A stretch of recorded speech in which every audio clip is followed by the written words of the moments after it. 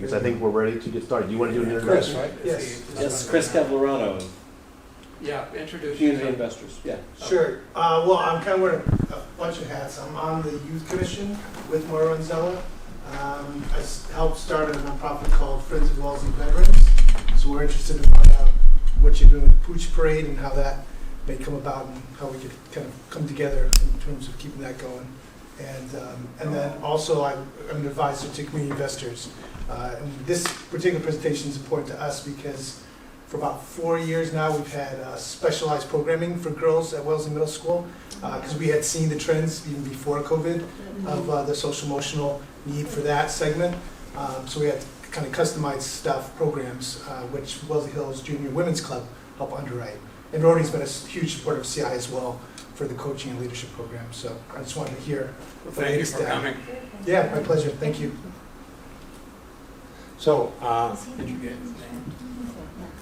so Rachel and Rebecca are, and who I'm gonna, Rebecca and Rachel, yeah, are leaders at this Metro West Women's Fund. I'll let them introduce and talk about all that, but they hit us up back in October actually, so this is like, Well, time passes. time passes, but it's how hard it is to get on our calendar, huh? To get in February. So they're here to talk about this particular study. NPR 2 nights ago talked about this study. I'm sure you'll mention that as well. Yeah. So I'd say this is an unbelievably current and Yes. big topic. Yep. So should we go ahead? Yes, ma'am. So, sometimes I mix up our names, but I am Rachel Sagan. This is Rebecca Parkhill, and we're really excited to be here tonight. Thank you for getting us on your busy calendar. And we have a lot to share. We want to hear from you. We want to answer your questions as well. So, we are only 4 years old. Rebecca and I are co-founders. We weren't friends before we started this social venture, and we had a common vision of supporting women and girls in Metro West, which we define as 33 towns. We can talk more about that. And our mission is very straightforward. It's to identify the needs of women and girls in Metro West and raise resources to meet those needs. And we have, the report that came out last week is just so disturbing. But from the very beginning, we had 3 impact areas.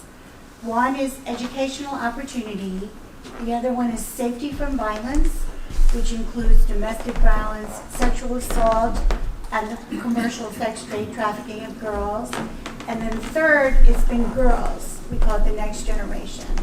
And we knew at that time that girls had critical, very distinct needs from boys, and that middle school was a really critical juncture. We like to be data focused, so we looked around and we tried to find some data. There's not a lot of data about middle school girls. There's the Youth Risk Survey, which informed the report that just came out, but no one had ever surveyed the principals.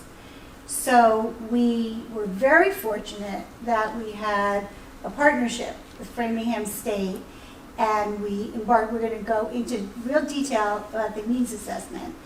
I just want to say that last week, a very, very disturbing report came out on the national level, which was the Youth Risk Survey.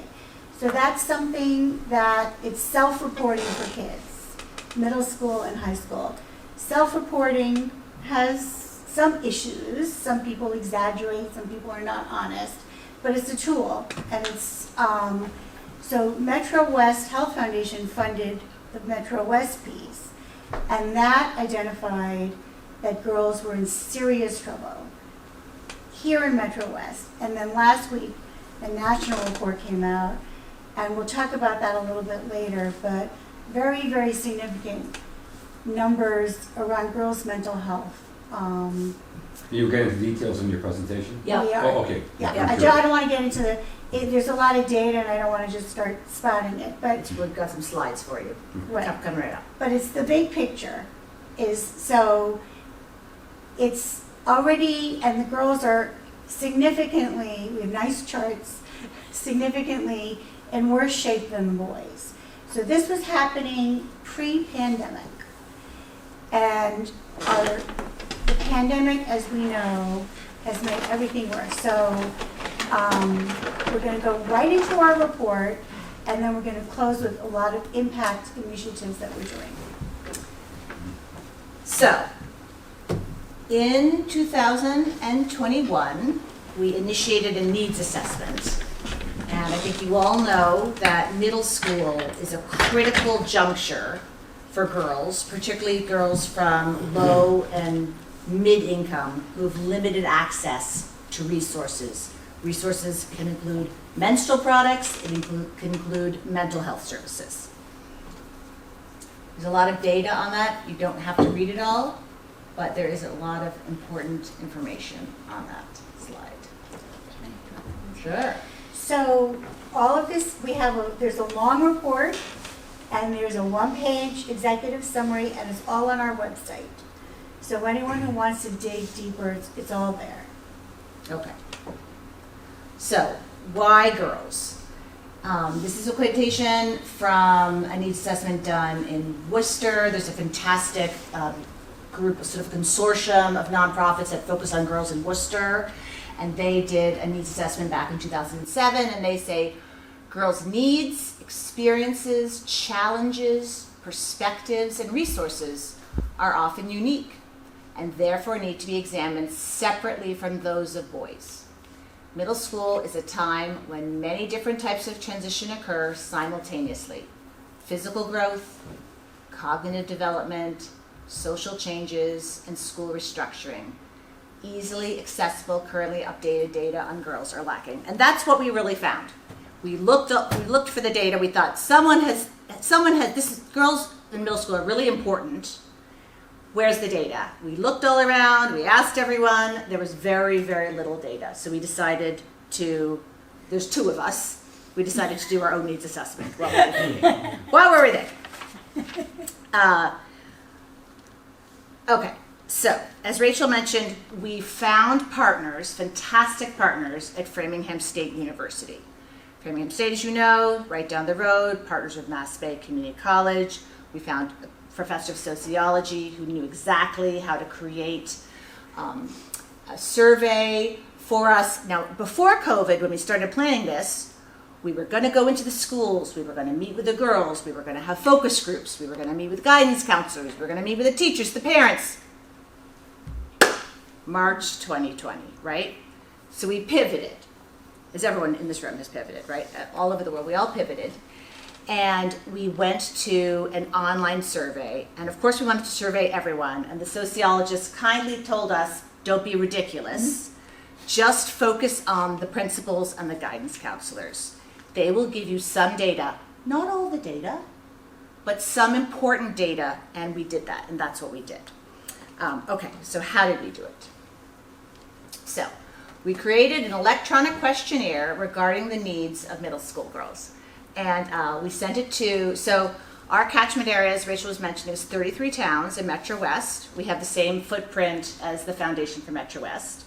There are 37 middle schools in Metro West. So we developed and we sent out this questionnaire to these 37 principals in the middle of COVID. Most of the schools were not in person.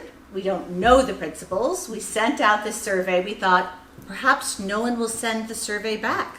Perhaps no one will fill it out. You know, if the tree falls in the forest and no one's there.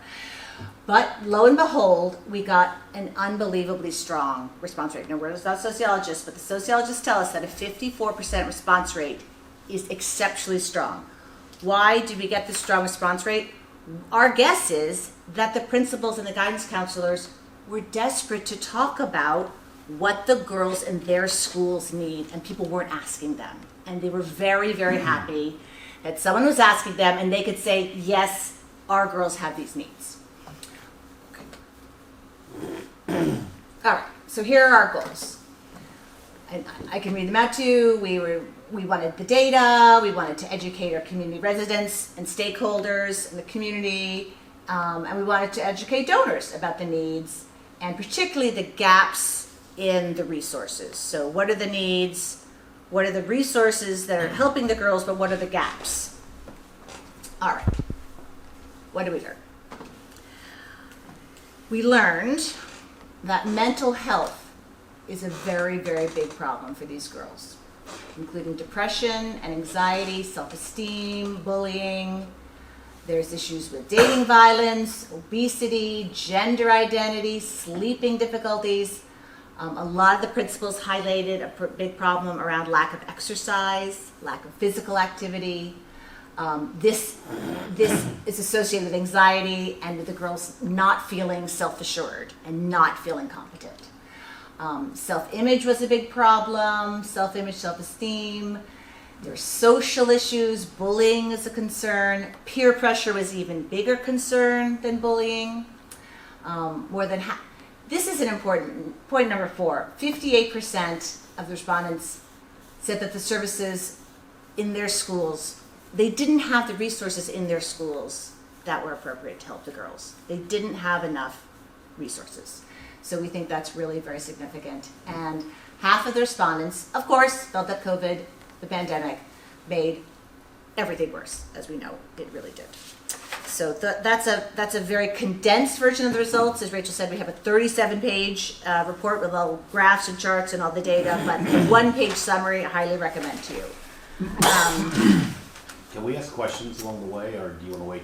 I'm almost done, but would you want to ask a question? Sure. So, in the case of bullying, Yep. if the kids aren't in school, would that be less of an issue potentially for bullying, or is it done social media? Social media. Yeah. So it happens regardless. Especially for girls, online, their lives online are very intense.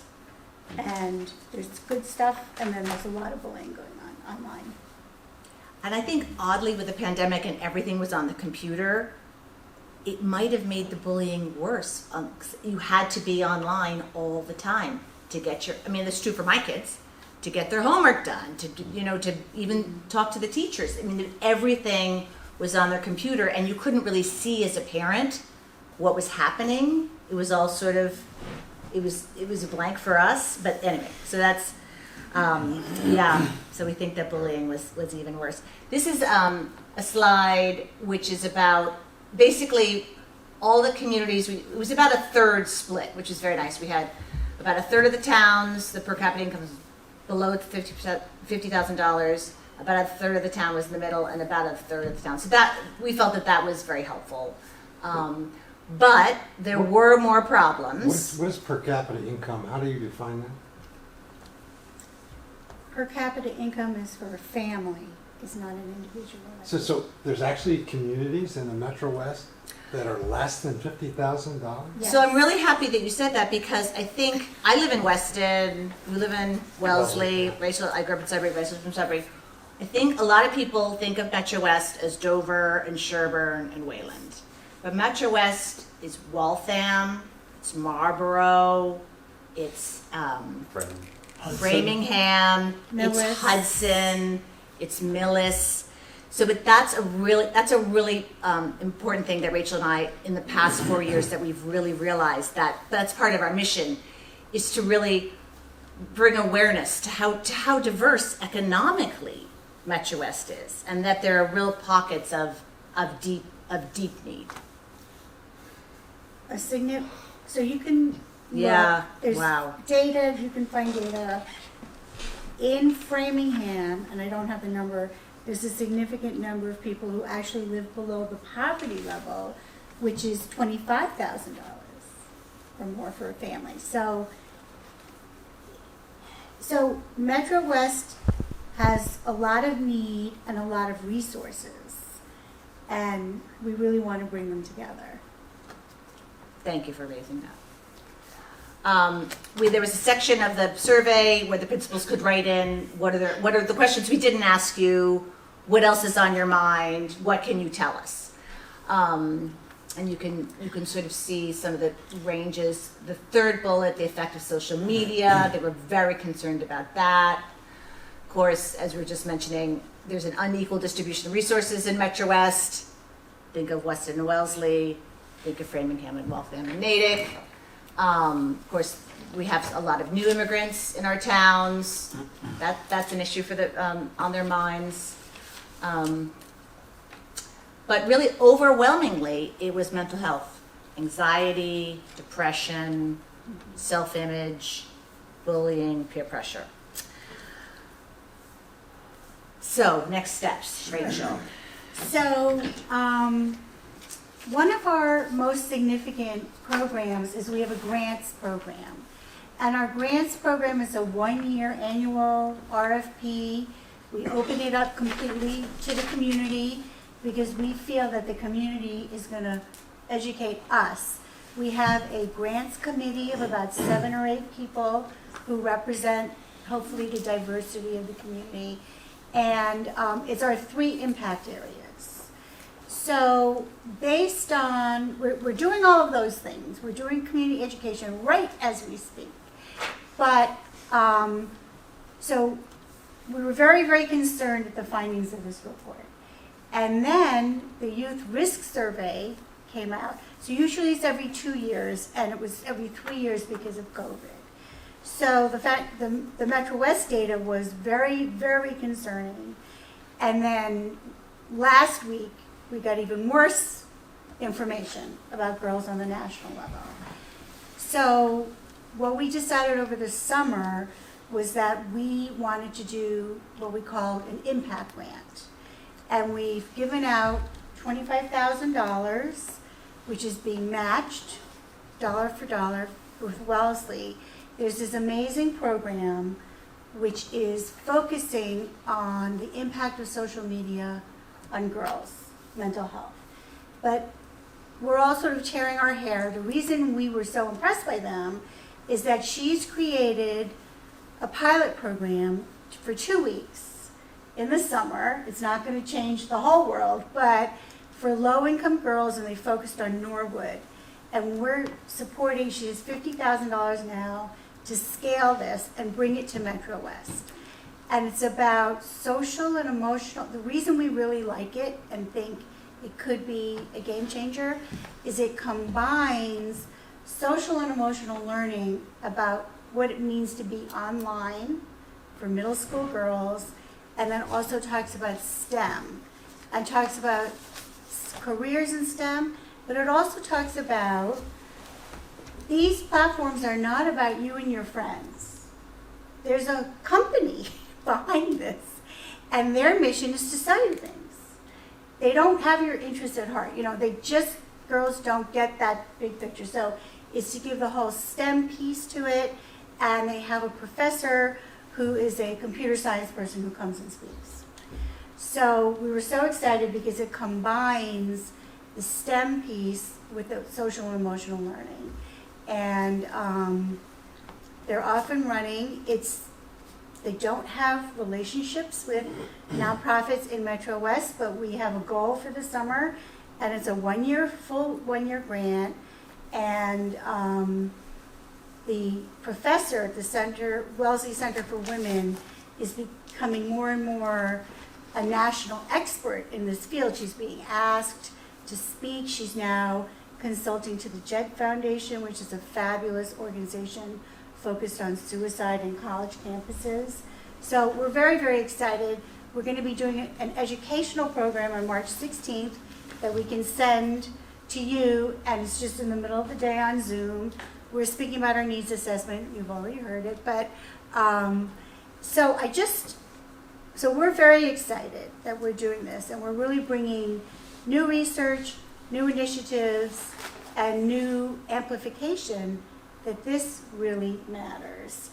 I just want to end with some depressing data, and then we can answer your questions. So the 3 most significant data that came out last week from the CDC is that teen girls, including middle school and high school, 18% reported they've experienced sexual violence. Okay? not from strangers, usually from people they know. 57% felt persistently sad or hopeless, and 30% seriously considered suicide. Can you say the last? Sure, 30% considered suicide.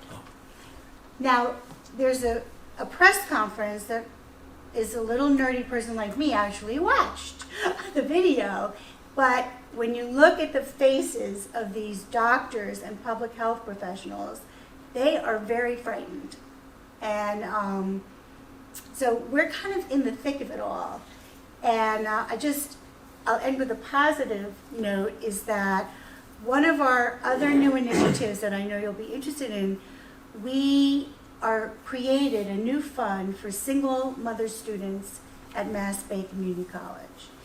And we know that there is some money for tuition, but it's the wraparound services and issues that really have made women drop out from the workforce and from further higher education that really can change their lives financially. So we've created a fund for emergency services. It can be childcare, medical expenses, car repair, rent, and we raised $71,000 last year, and every penny went to create this fund. They've already spent $32,000 since September, so the need is really great, and we're really compatriots in that, supporting the students at Mass Bay. It's very, very important. And to add on to that, there are many students here at Mass Bay who are in Section 8 housing, who are in low-income housing, who are working 3 jobs and raising children and going to school. I don't know how they do it. They're heroes. So we're very, very proud and privileged to be able to support them, to help them finish their associate's degree and fulfill their dreams. Some of them want to be paralegals, some of them want to be nurses' assistants, some of them want to do radiology technology, and they could not do it. You know, if their car breaks down, they're one car disaster away from dropping out of college and not finishing their 2-year degree. So scholarships like you all do, and this Single Moms Fund, we think it makes just such a difference in the lives of the young women, and of course in the lives of their children. So anyway, we'd love to open up for questions, thoughts, comments. I have a question. Please. So, I think this issue with women has been around for a very long time. So it's not just this generation that has had trouble with self-confidence and being, okay, I'm a scientist. It was a male-dominated field. Yeah. So of course, as a woman, I always struggled a little bit with self-confidence. But I also wonder, so you mentioned an outreach to principals, but what about parents? Like, do they notice changes in their children as they're going through adolescence, and that maybe a little bit of a retreat into that self-consciousness or lack of self-esteem? Yeah. So how do parents deal with this when they have a child that they think might be struggling?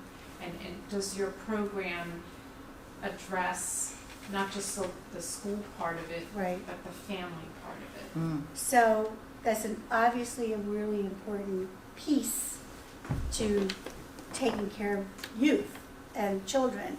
So at the press conference, one of the people who spoke was from the National PTA. And one of the issues that's on people's minds is that this technology piece, we didn't grow up with it, and this is like one of the first generations where people so young have smartphones, access to the internet, all kinds of things. And so there's a lot of anxiety and lack of skills that parents have about social media and how to find out, the lives of kids on social media is more than just the playground. I mean, because it's the internet, right? So you can't even control. You can. There are parenting controls, but there's a lot of people just don't understand. It's new and it's significant, and people are concerned about this. The PTO is a really important ingredient in this from our perspective, that's a big question. The program that we're doing is an educational program, and it's a midday Zoom, and we're hoping that, we have over 1,000 people on our list now, and many of them are individuals, and, it's an educational program. So, does that answer your question? I was just wondering about the parents more. Are the parents going to be educated as well? The 1,000 people that we're inviting, many of them are parents. It's a community education program. That's great. That's why we're doing it. Okay. The research looks wonderful and very detailed and very conclusive. But I'm curious to know, because you're so close to it, what you visioned can happen next, not what should happen next. You mentioned the program in Norwood, Yep. but you put a price tag on that, $50,000. Well, To that's, scale it. that's we're bringing it to It's free. Wellesley.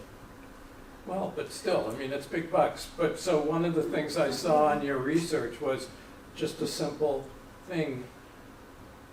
Girls, we're talking about girls in middle school's hard for everybody, having anxiety, and they don't have the coping skills for anxiety. What's the answer to that? We need a whole community of experts to figure that out. Rachel and I, we did the survey and we're raising the money.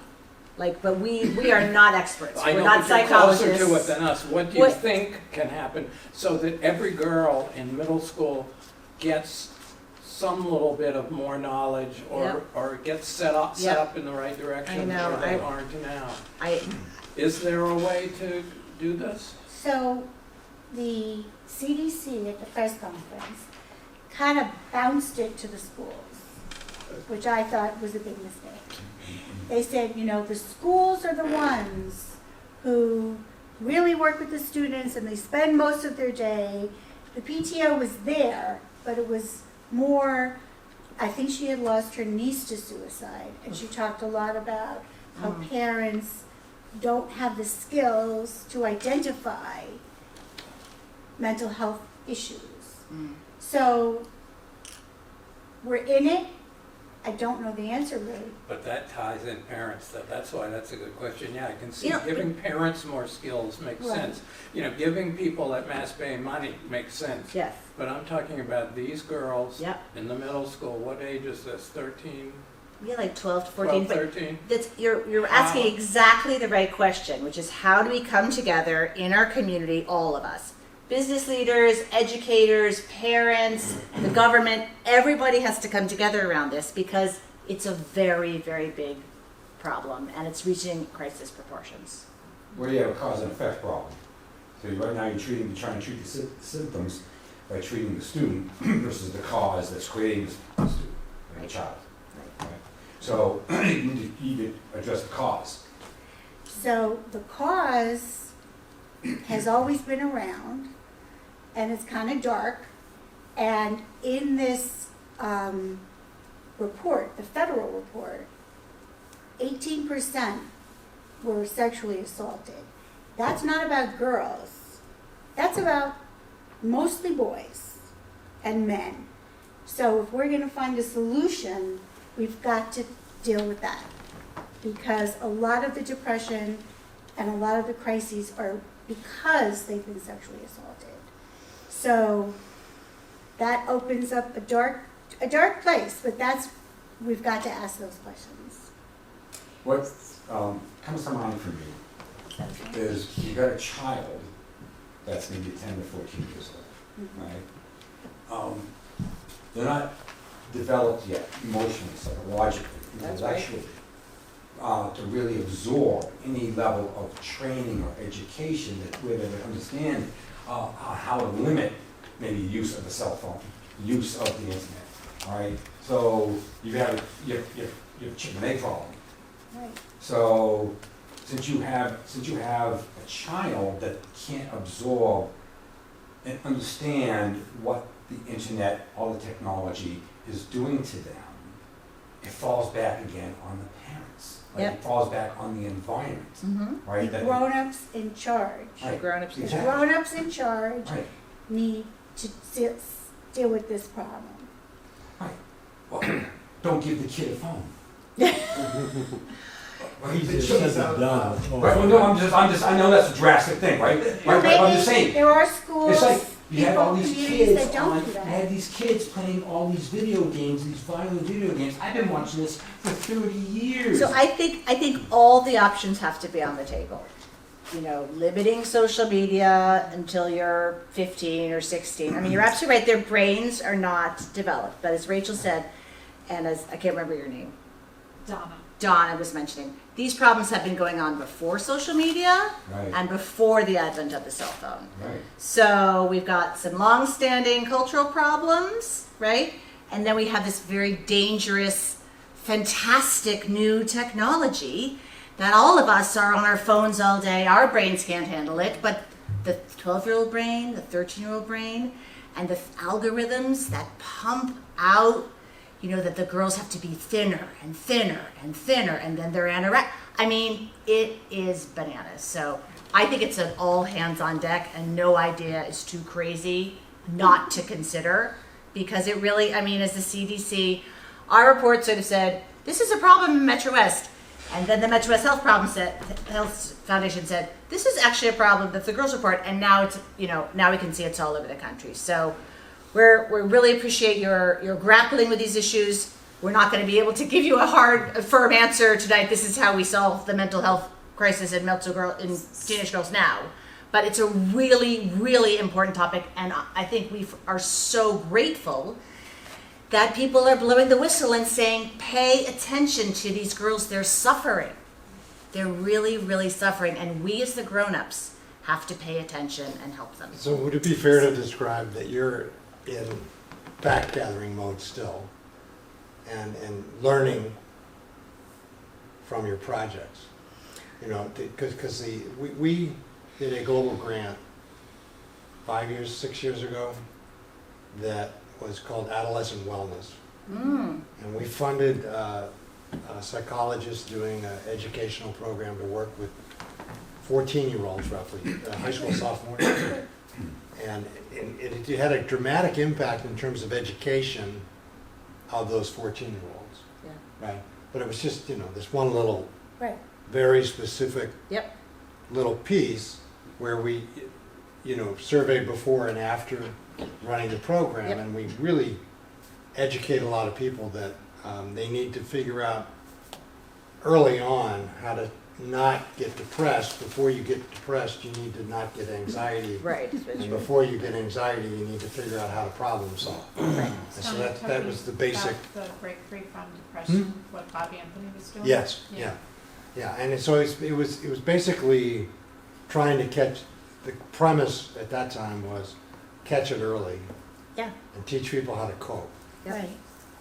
You know, It's a good premise. Yeah. yeah, and So so go ahead. I think there's a lot of, and that program got replicated through a lot of Rotary clubs. Oh, good. And so you should, as you do your community education, our district would be a good place for you to educate folks about, to try and get on some district agenda or other Rotary club. Yeah, agenda. Well, Yeah, we'd love we spoke to Needham, Yeah. and they were like, you've got to talk to Wellesley because of the work that you've already been doing in this area.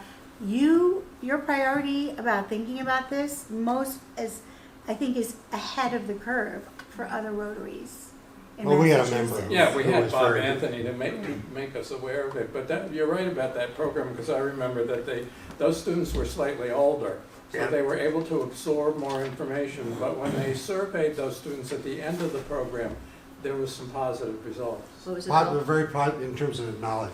What was the program called? It's called Adolescent Wellness. And There's the a men- lot of great stuff out there. It's actually a not-for-profit. It's a 501(c)(3). Adolescent Wellness was his company. Yes. Free from Depression was the program. Thank Yeah. you. So I think one of the things that made it successful, where it was successful and made it work, was that there was a psychologist at the school that had a curriculum and ran a program. Right, Yeah. exactly. And so that's, it has to be in the school where there's a, class or Well, there whatever has to program. be, I've worked for United Way for 10 years, and you have to have buy-in from the school because they are so busy and they have so much to teach. But if it comes from the top, programs can get a lot of legs in the schools. But it's very haphazard. It's hit or miss. We've had some. Yeah. It's hit or miss. We've not had a lot of success with our middle school, for example. Right, it depends on the principal or the superintendent. Right. So, And that was one of the things, that was a problem that was run into, where there was denial, it doesn't happen in our school. Oh my gosh. of course, so in terms of data, we, there's always more we can learn. I mean, we are not the experts in this field, but the data is here. We don't need more data. We have this data, we have Metro West Health, and now we have the CDC. That's enough. I want to get clear on something about your mission. Your primary mission, are you trying to Yes. bring awareness, or do you actually have some tactical plan to execute on that's going to make a difference? I'm trying to understand where you are in So- this process of Sure. growing your organization. Sure. So, our mission is to raise funds and awareness of the needs of women and girls in Metro West. Okay. So, we raise, we think, quite a lot of money for a tiny organization, mostly of volunteers, that's only 4 years old. And we give a lot of money away to local nonprofits who do the work themselves in the schools, after-school programs, working with women and girls who have been sex trafficked, working with women who have been victims of domestic violence. So we raise the money, and they have the programs. But in addition, this year, we've raised a special amount of money for this impact grant to bring this program that this Wellesley College professor has created in Norwood, and she's going to bring it to Metro West. It's tiny. It's a drop in the bucket. But we feel like we're doing something, right? It's incremental. Oh, I can't. It's incremental. And It's if it works, thank you she very can much. scale it. If it works, we can scale it. And if people like it, they could give us more money, and we could give her money, and we could keep scale. It's a lot like what you all do. Are you involved when you donate money to these little microorganisms? We grant them, yeah. Right, that do the tactical work. Yep. Are you involved in what they do? Do you observe what they do? Yes. Are you learning from that? Yes. Are you coordinating it at all? We don't coordinate that. We don't micromanage them at all. They're the Okay. experts in their We do fields. convening. We do, but we But you must have a selection process. as We to- do. We do. Okay. We So do. as we do our work strategically, Mhm. grant making, convening, and educational programs. Those are our tools, our strategic tools. 2, going back to our mission, identify the needs of women and girls and raise resources to meet those needs. Okay. So those are our tactics. Grant making, which are the tactics of community philanthropies. Women's funds, small United Ways, community chests, and Rotary Club. So those are our tactics. In terms of, we have a very comprehensive grant application process, which is on our website with guidelines. We believe that the community is going to tell us what the needs are. We know a lot, but there's a lot we don't know, because that's, it's not, my joke is it's not artificial intelligence, it's human intelligence. So, thank you. So, the grant application is a very thorough application. We look at their 990, which is their tax application. We were going to do site visits, but then COVID. I mean, we've also been growing this during COVID, so that's been crazy. We do site visits. We both have a lot of experience in nonprofit management in Metro West and on gender equity. So we have long careers. So we bring that expertise to the table. But the Community Allocations Committee reads every application. If we can have a site visit or a Zoom, the Zoom doesn't really work. We look at the financials, we do our due diligence, and then we decide through consensus. How do you rate quality? Excuse me? How do you rate quality? We have a very in-depth, quantitative way of evaluating the organizations and their programs. Okay. We have specific guidelines. So this is our 4th year of doing this, and we've always come to consensus on doing it. I hope you don't mind the questions, because I want to see how Ask deep us the rabbit hole whatever you goes, right? Yeah. So I'm interested So in. last year- So if you have this process, this selection process as to how you donate your money, Yes. right? You're looking at the quality of the delivery of the help Yes? to the child, right? How Or do you? women. Or to women as And well, Women, because right. we, Now, okay, so you look at this particular organization, before you donate money to them, you have to assess the quality of what it Yes. is that they do, yes, right? And we their reputation, who they, So on the flip side of that, so now you've got, say, 10 students. Do you survey those students? How do you judge how good that particular organization did? that program, so we have, every organization has to tell us how they're going to evaluate their program, okay? We don't want to tell them how to do their job, Mhm. but as a funder, we have influence by saying, we think it's important to evaluate your program, and we want to know how you're going to do it. So the Wellesley project, they have surveys for the participants. They're creating mentorship relationships with Wellesley students. They're going to survey them. We believe that people need to evaluate, but we're not going to say you have to do it this way. So that's another, we have a media report where we get information on the project, how it's going. The other piece is, as a community-based organization, we have a tremendous respect and trust for the people doing the work. And it's a luxury because we have relationships with these people. Some of these people we've known for 30 years.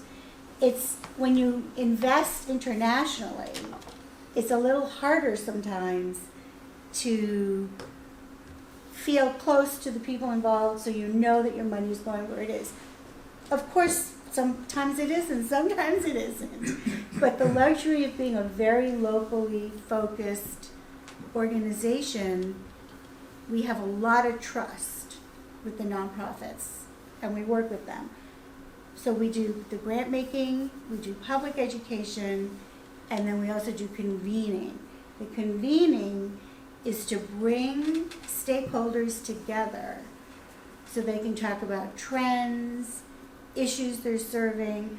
We have a database that has girl and women serving organizations. We brought them together. We walked through in much more detail. We had breakout groups to talk about how the data resonated or didn't resonate with their programming. So that's a really big piece, and it's been depressing and challenging during COVID to try and get people together. but we're very grateful in all of your interests. Go ahead, I was go just ahead. gonna say, I know part of your evaluation, so I'm just from the experience I've had working with Bob on Breakthrough from Depression is, in the schools, what they did is they had a survey at the beginning of the curriculum, and then they had another survey at the end. Mhm. And the question was, how did the scores change? Right. And then they knew it was working because, based on the Yeah, survey, great. the trends were going in the right direction. So is that one of the tools that you use to Well, help we you- don't- So again, the nonprofits evaluate their own programs, and then they let us know, Okay. right? But there's also another issue, is that entrenched problems like domestic violence and sexual assault have significantly increased Yes. during the pandemic.